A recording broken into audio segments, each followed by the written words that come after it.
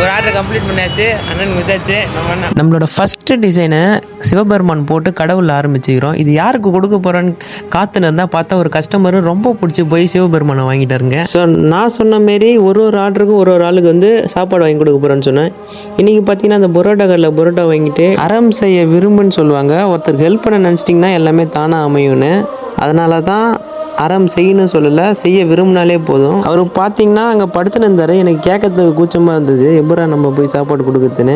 நான் அப்படியே பஸ் ஏறி வீட்டுக்கு போயிடலான்னு தான் இருந்தேன். அப்புறம் திருப்பி ஒரு டைம் ட்ரை பண்ணலான்னு வந்தேன். அவர் ஏஞ்சிருந்தார்.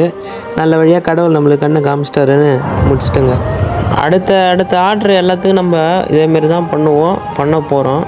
ஃபாலோ பண்ணி வச்சுக்கோங்க, தெரிஞ்சுக்கணுன்னா அது மட்டும் போதும். ஃபியூச்சரில் தப்பு செய்கிறோம், எல்லாத்துக்கும் மார்க்கெட்டிங் பண்ணலாம். போஸ்டிங் சரி, பரோட்டா தான் நான் செய்தேன்.